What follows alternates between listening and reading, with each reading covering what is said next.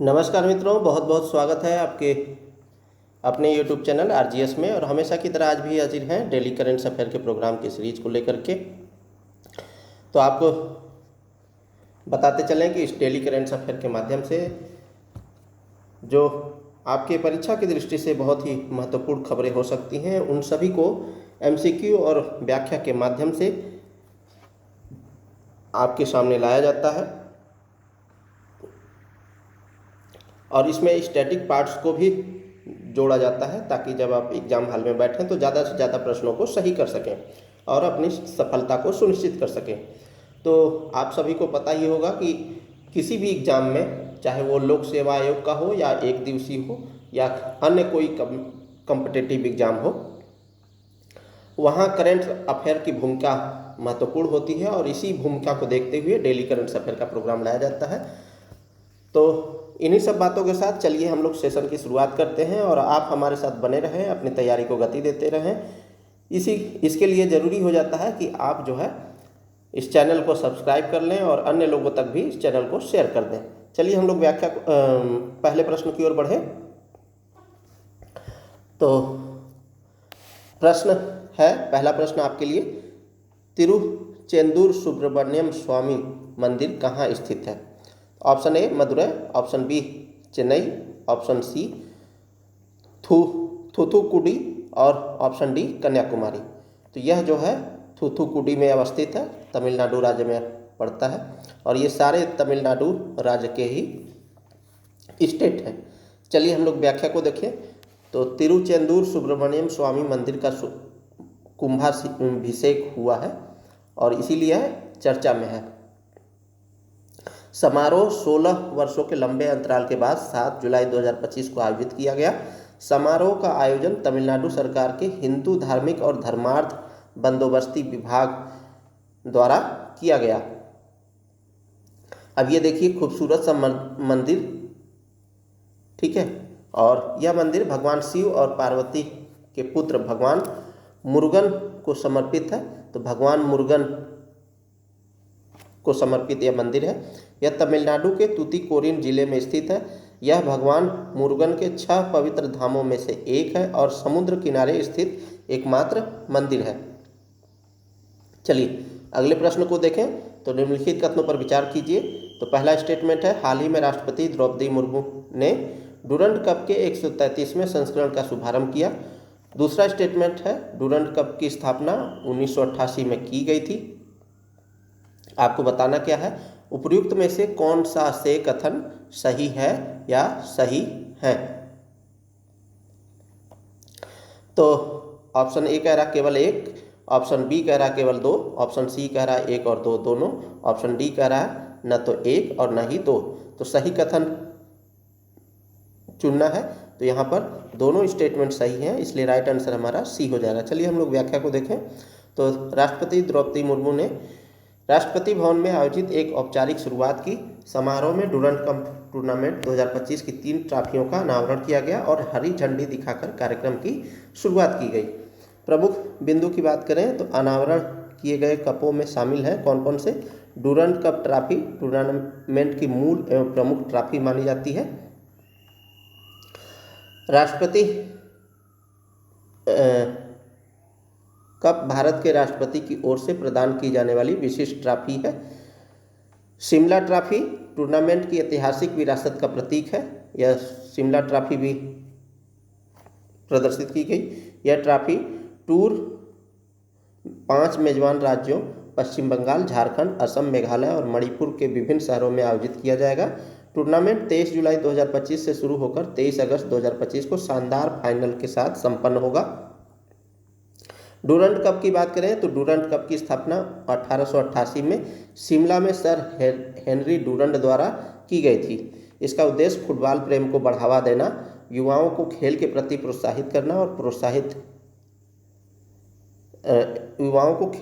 प्रोत्साहित करना।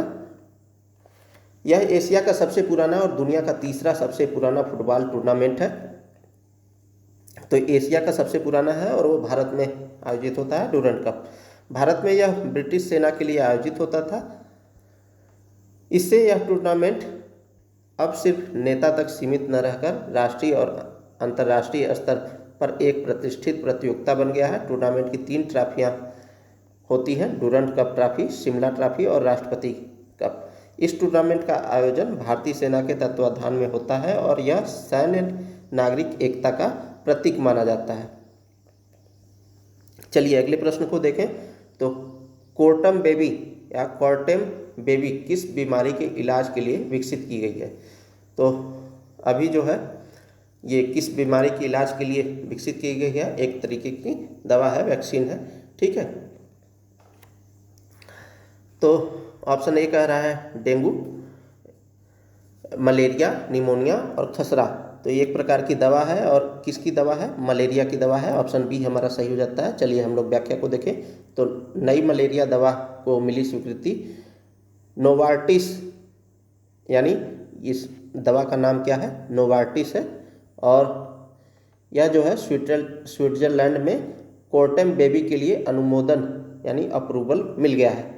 यह दवा नवजात शिशुओं और छोटे बच्चों के लिए मलेरिया के उपचार हेतु पहली स्वीकृत दवा है। कुछ देशों में इस दवा को रियामेट बेबी के नाम से भी जाना जाएगा। तो अभी जो है छोटे बच्चों के लिए उपलब्ध किया गया है। पहले क्या था कि ये छोटे बच्चों के लिए नहीं था। कोर्टेम दवा को सबसे पहले 1999 में वयस्कों के लिए लॉन्च किया गया था, लेकिन अब इसे नवजात शिशुओं के वजन जो 4.5 किलोग्राम से कम के अनुसार नई डोज स्ट्रेंथ के साथ विकसित की गई है। यानी जिन बच्चों का 4.5 किलोग्राम से कम का वजन होगा उन्हें भी यह दवा दी जा सकेगी। यह दवा दूध में घुलनशील है, विशेषकर माँ के दूध में भी घुल सकती है और इसका स्वीट चेरी फ्लेवर है ताकि बच्चों को आसानी से दी जा सके।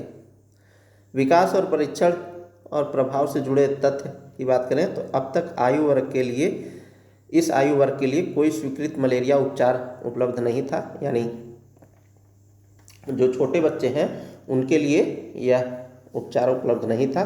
6 महीने से छोटे शिशुओं को आमतौर पर मलेरिया क्लिनिकल ट्रायल में शामिल नहीं किया जाता था, जिससे इलाज की कमी यानी ट्रीटमेंट गैप बनी हुई थी। पहले शिशुओं को बड़े बच्चों की दवाएं दी जाती थी जिससे ओवरडोज का खतरा रहता था। मलेरिया वैक्सीन भी अभी तक सबसे छोटे बच्चों के लिए स्वीकृत नहीं है। इस उपचार के विकास में मेडिसिन फॉर मलेरिया वेंचर यानी MMB नामक स्विस गैर लाभकारी संगठन ने वैज्ञानिक व वित्तीय सहायता दी थी। अफ्रीका में हर साल लगभग 3 करोड़ बच्चे मलेरिया से प्रभावित क्षेत्रों में जन्म लेते हैं और इसके शिकार होते हैं।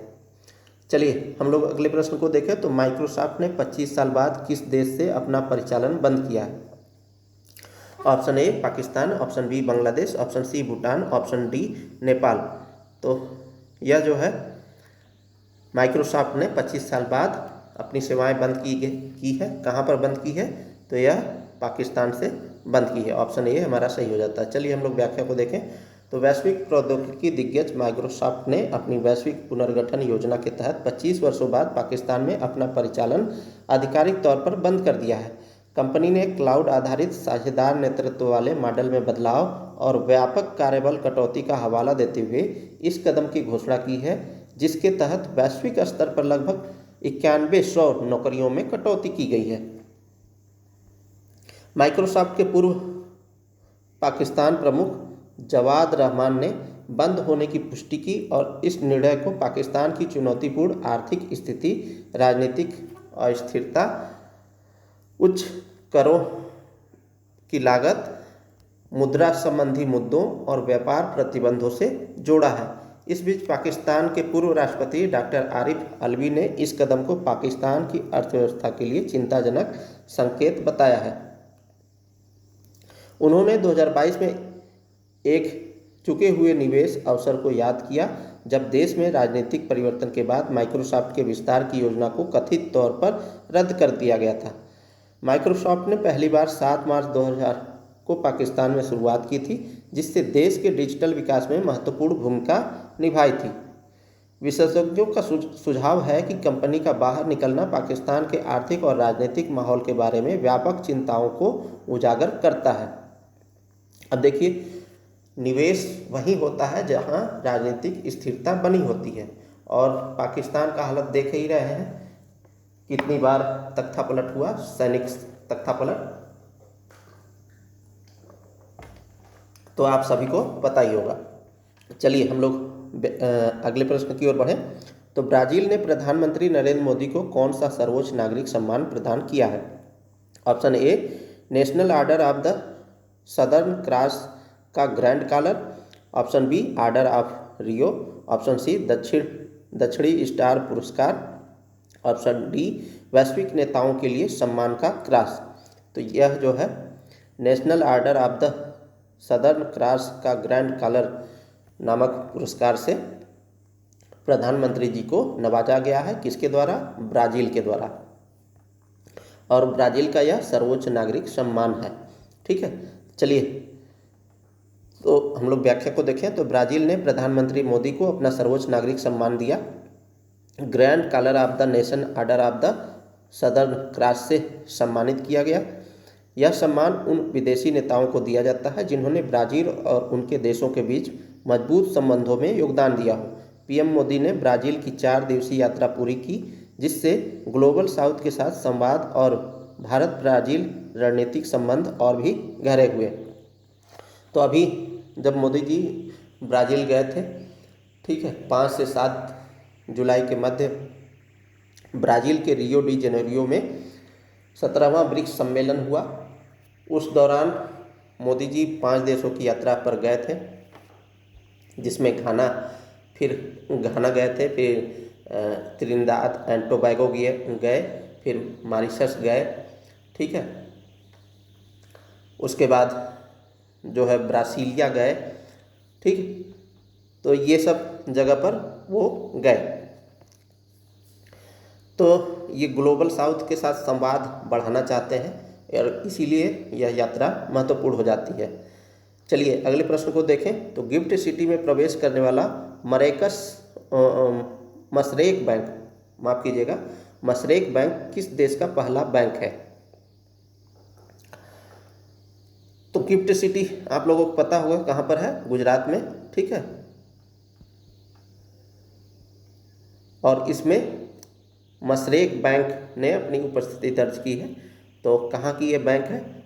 Option A UAE, option B Saudi Arabia, option C Iran, और ऑप्शन डी इनमें से कोई नहीं। तो यह जो है सऊदी अरब की कंपनी है। चलिए हम लोग व्याख्या को देखें। तो सॉरी, माफ़ कीजिएगा, ये यूएई की कंपनी है, सऊदी अरब की नहीं है, यूएई की कंपनी है। ठीक है, हाल ही में यूएई के मशहूर बैंक मशरेक को भारत के गुजरात की गिफ्ट सिटी में शाखा खोलने की अनुमति मिल गई है। यह गिफ्ट सिटी में आने वाला पहला यूएई का बैंक है। प्रमुख बिंदु की बात करें तो भारत के IFSCA यानी international financial services centres authority ने बैंक को सैद्धांतिक मंजूरी दी है। मशरेक को यूएई के सेंट्रल बैंक और भारतीय एजेंसियों से भी मंजूरी मिल चुकी है। बैंक 2025 के अंत तक पूरी तरह से काम शुरू कर देगा। बैंक क्या सेवाएं देगा, इसके बारे में देखें तो विदेशी मुद्रा में लोन यानी फॉरेक्स लोन देगा, ताकि हम जब आयात करें कहीं से कोई सामान तो हम उससे जो मुद्रा उस देश की मुद्रा है उस करेंसी में हम वहाँ पर पेमेंट कर सकें। व्यापार से जुड़ी सेवाएं देगा, ट्रेड फाइनेंस देगा, जोखिम का कम करने के उपाय देगा, और अंतर्राष्ट्रीय ग्राहकों को ध्यान में रख कर सेवाएं दी जाएगी। गिफ्ट सिटी क्यों खास है? तो यह भारत का पहला अंतर्राष्ट्रीय वित्तीय केंद्र है। यहाँ टैक्स में छूट और कारोबार में आसानी मिलती है। खाड़ी देशों और भारत के बीच समय का तालमेल भी बेहतर है। भारत यूएई संबंधों पर असर क्या पड़ेगा? तो इस कदम से दोनों देशों के बीच वित्तीय रिश्ते और मजबूत होंगे। तो यह जो है इम्पॉर्टेंट है। भारतीय कंपनियों को वैश्विक बैंकिंग सेवाएं मिलेगी, निवेश और व्यापार के नए रास्ते खुलेंगे। चलिए अगले प्रश्न की ओर बढ़ें।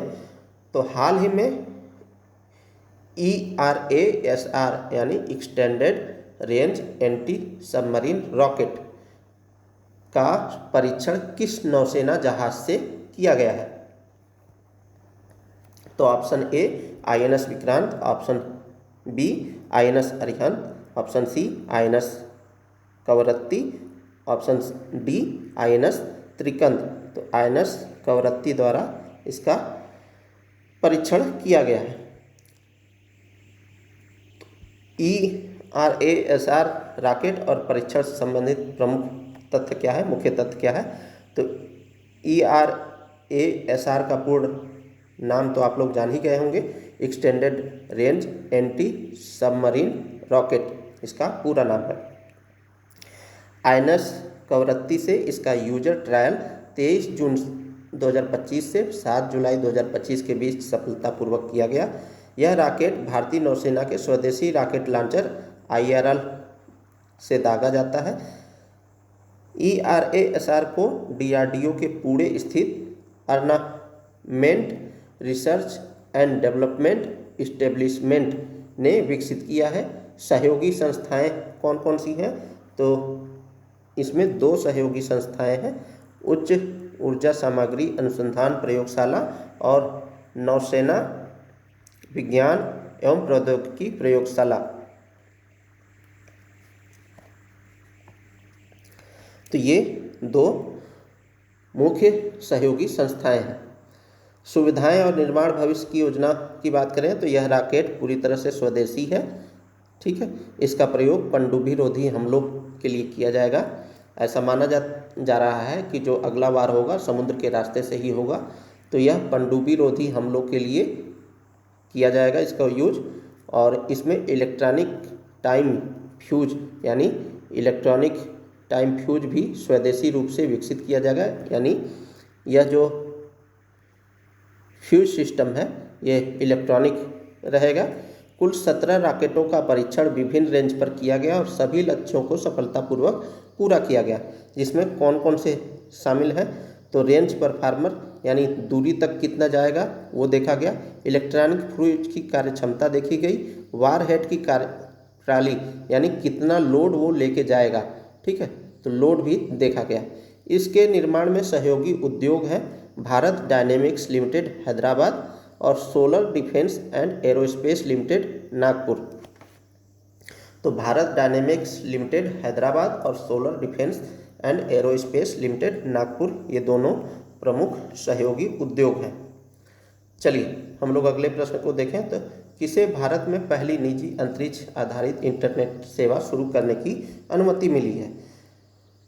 तो अभी हम लोगों ने देखा था कि श्रीलंका में, कल की क्लास में हम लोगों ने देखा था कि श्रीलंका में स्टारलिंक अपना कदम रख चुका है और स्टारलिंक भारत में भी आने वाला है और उसको मंजूरी मिलने वाली है।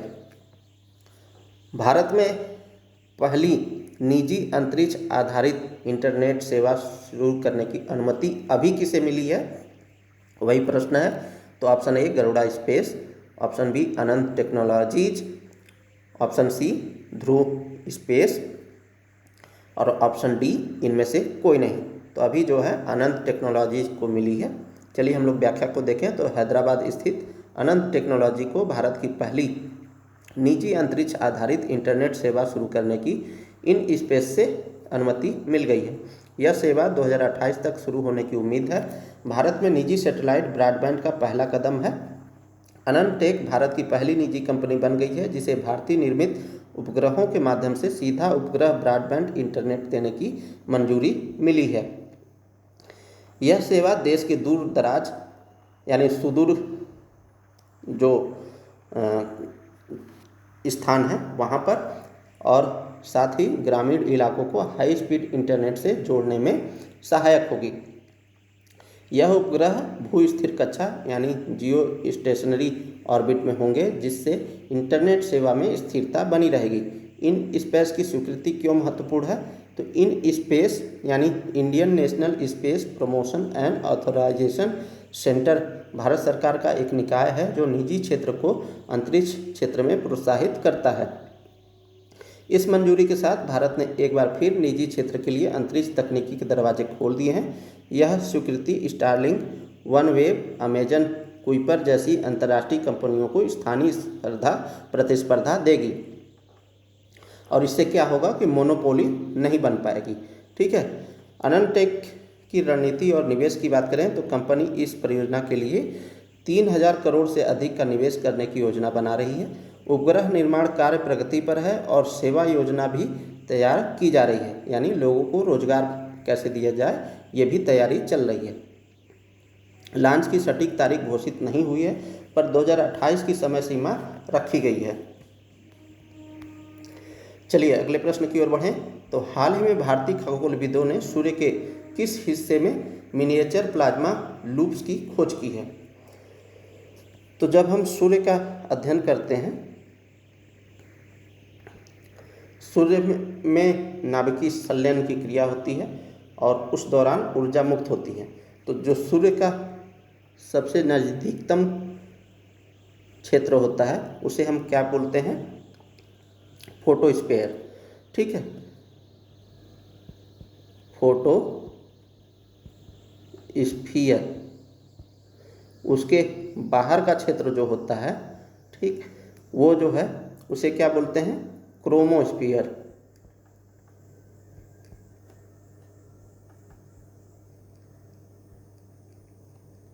और उससे और ज़्यादा दूर जाने पर जब एक भभकती हुई ज्वाला के रूप में देखते हैं हम, दिखाई देता है जो क्षेत्र, उसे हम कोरोना के नाम से जानते हैं।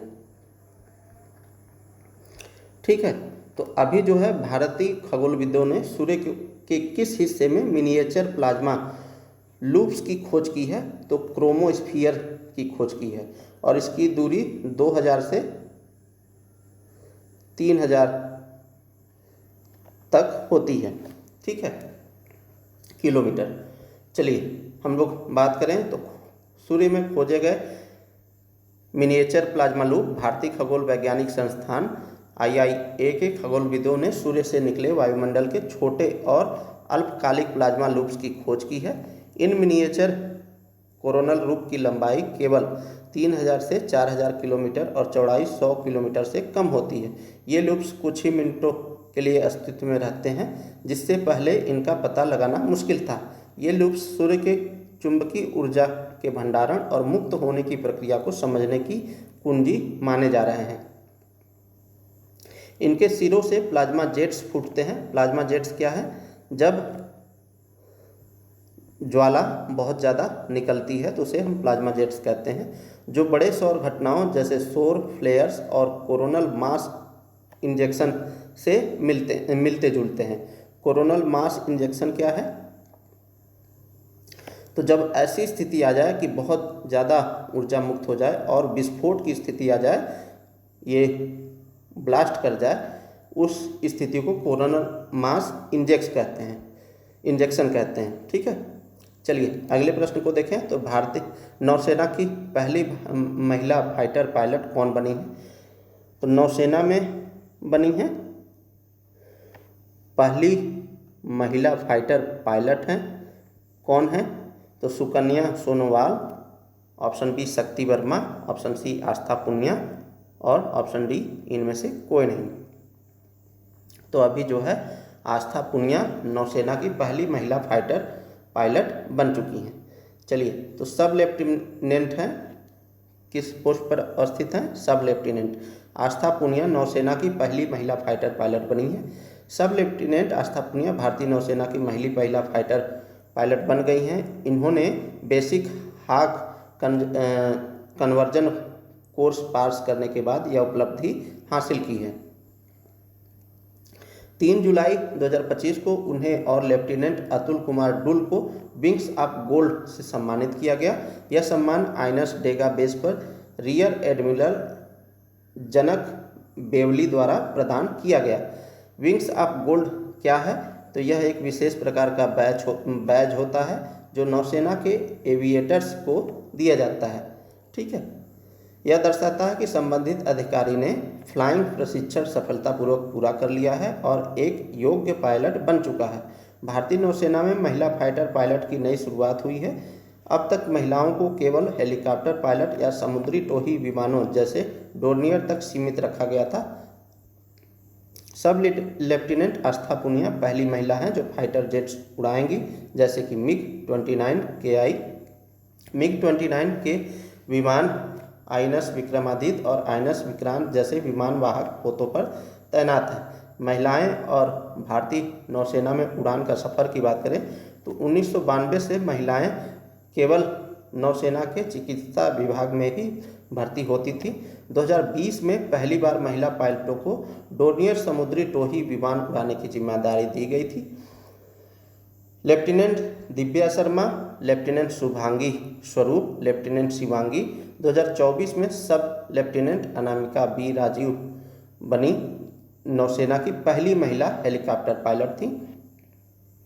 भारतीय वायुसेना में महिला फाइटर पायलट्स की बात करें तो 2018 में पहली बार 3 महिला फाइटर पायलट्स को वार कमीशन मिला था। वो कौन कौन सी 3 महिला फाइटर थी भारतीय वायुसेना की?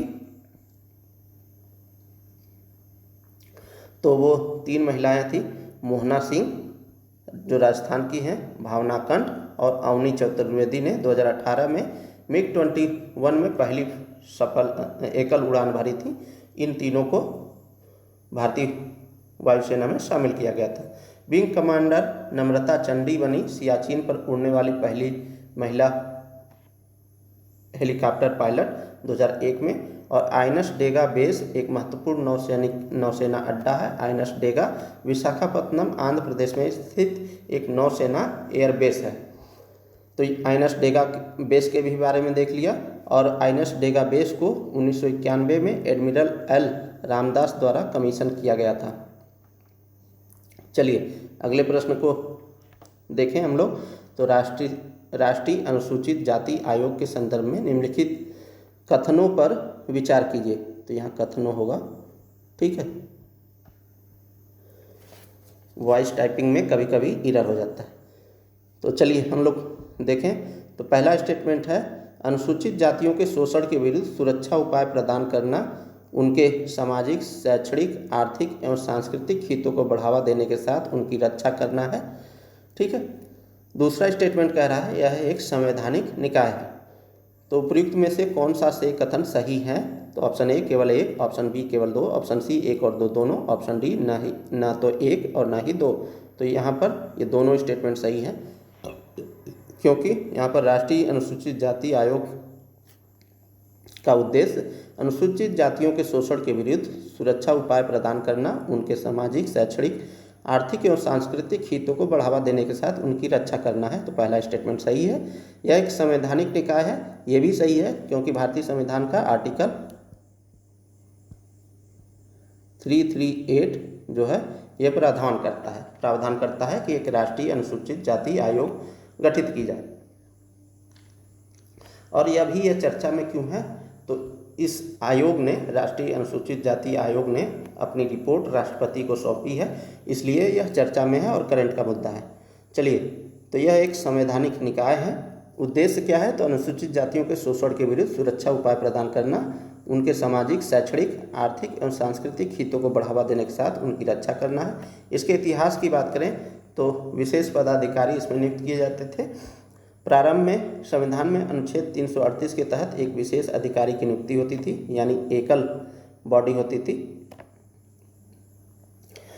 विशेष अधिकारी को अनुसूचित जाति, अनुसूचित जनजाति के आयुक्त के रूप में नामित किया जाता था, क्योंकि ये पहले जो है अनुसूचित जाति और अनुसूचित जनजाति के आयुक्त के रूप में एक ही अधिकारी नियुक्त होते थे।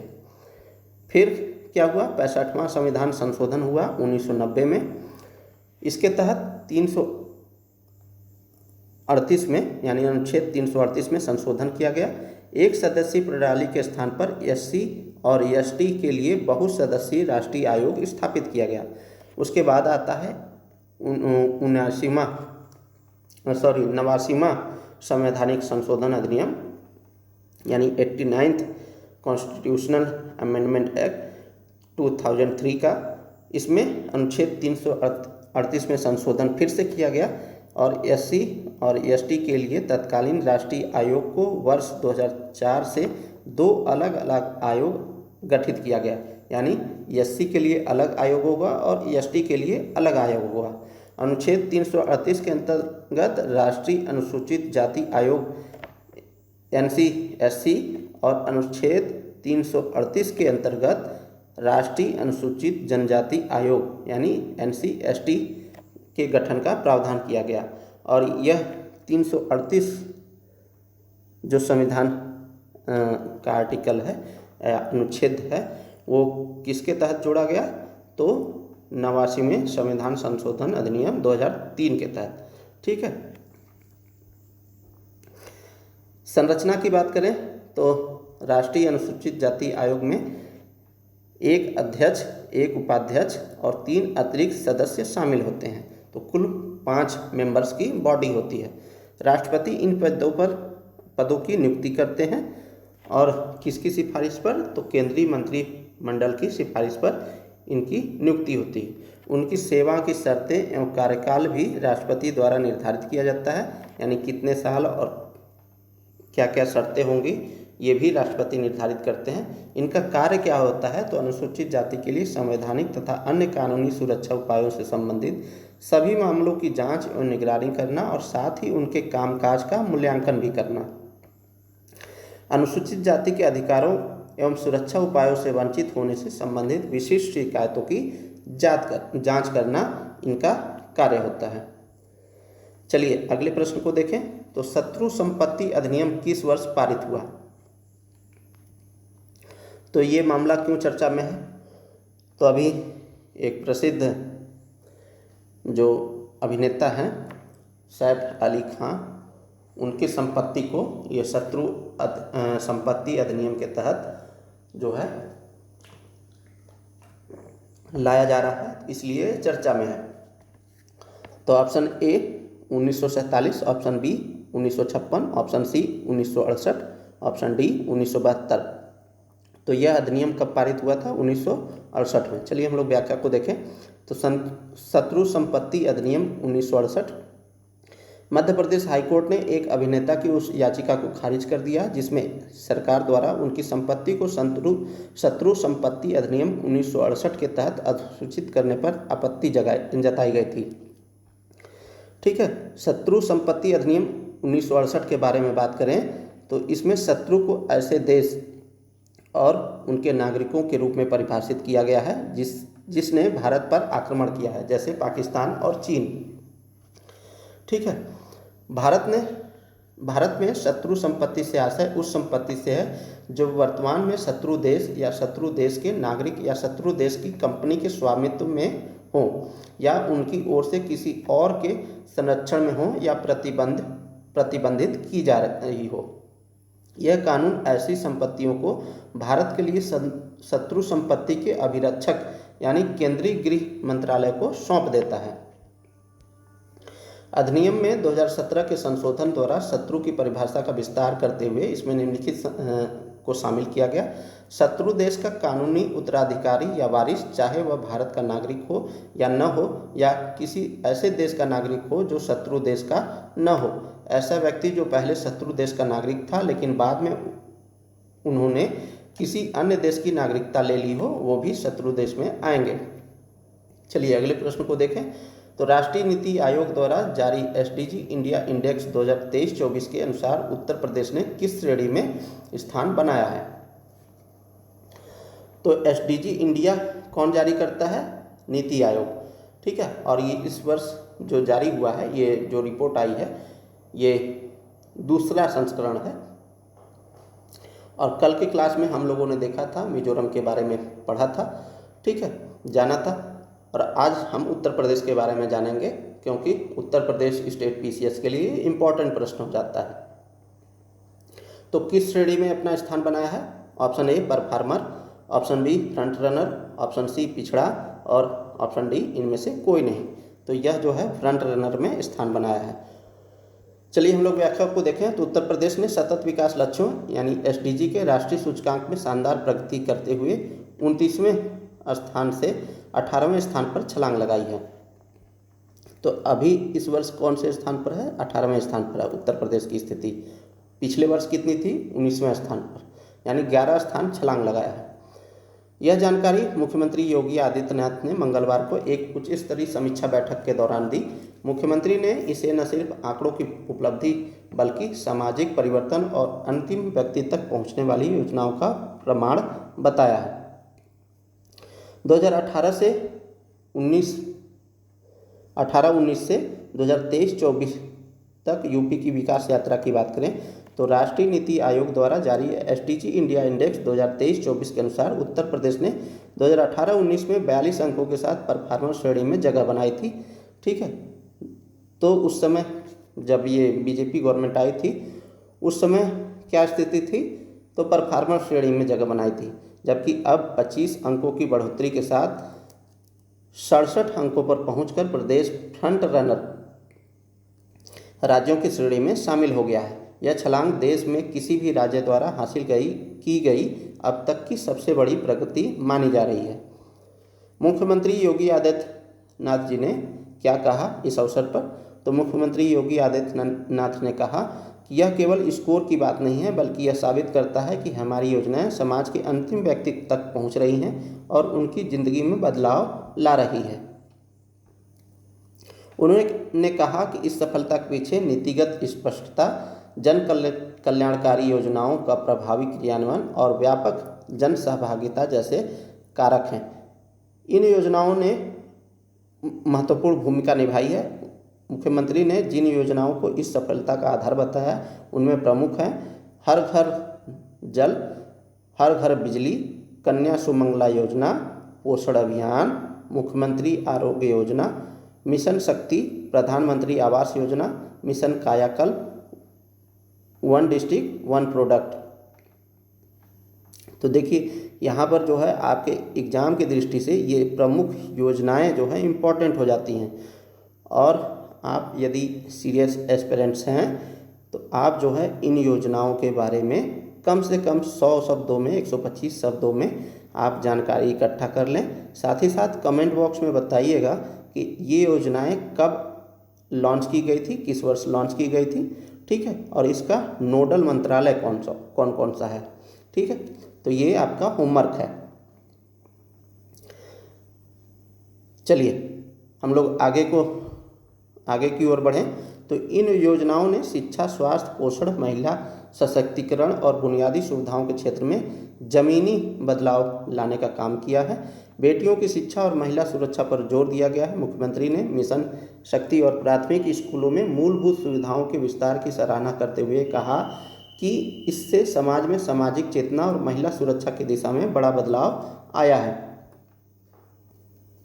डेटा और पंचायत स्तर तक पहुंच की बात करें तो योगी आदित्यनाथ जी ने अधिकारियों को निर्देश दिया कि हर पंचायत तक योजनाओं की जानकारी पहुंचे, हर जिले की एसडीजी प्रोफाइल तैयार कर सार्वजनिक की जाए, डेटा संग्रहण को समयबद्ध और सटीक बनाया जाए। उन्होंने यह भी कहा कि केवल डेटा रिकॉर्ड नहीं बल्कि नीतिगत निर्णयों की नींव है। गलत या अधूरा डेटा न तो सही स्थिति बताता है और न ही योजनाओं को दिशा दे सकता है। क्या है एसडीजी इंडिया इंडेक्स? कल के क्लास में हम लोगों ने देखा था, आज फिर से दोहरा लेते हैं। तो एसडीजी यानी सस्टेनेबल डेवलपमेंट गोल इंडेक्स को नीति आयोग द्वारा जारी किया जाता है, जिसमें राज्यों को रैंकिंग 17 वैश्विक लक्ष्यों के आधार पर होती है, जैसे कि गरीबी उन्मूलन, गुणवत्तापूर्ण शिक्षा, स्वच्छ जल, स्वच्छ ऊर्जा, लैंगिक समानता, आर्थिक वृद्धि आदि। ठीक है, तो ये था दोस्तों आज के लिए डेली करंट अफेयर का प्रोग्राम। उम्मीद करते हैं कि आप लोग इस डेली करंट अफेयर के माध्यम से अपनी तैयारी को तीव्र गति दे रहे होंगे, और किसी भी एग्जाम में आप डेली करंट अफेयर से संबंधित प्रश्न देखेंगे। डेली करंट अफेयर का मतलब एक दिन क्लास करना नहीं होता है, बल्कि सततता और नियमित तरीके से जो है अनुशासित तरीके से आप जब अपनी तैयारी को गति देंगे तो सफलता सुनिश्चित हो सकेगी। तो आप हमारे साथ बने रहें, इसके लिए ज़रूरी हो जाता है चैनल को सब्सक्राइब कर लें, और अन्य जो ज़रूरतमंद लोग हैं उन्हें भी इस चैनल को शेयर कर दें, तो चलिए इन्हीं सब बातों के साथ मिलते हैं किसी अन्य वीडियो में। तब तक के लिए बहुत बहुत शुक्रिया, बहुत बहुत धन्यवाद। जय हिंद दोस्तों।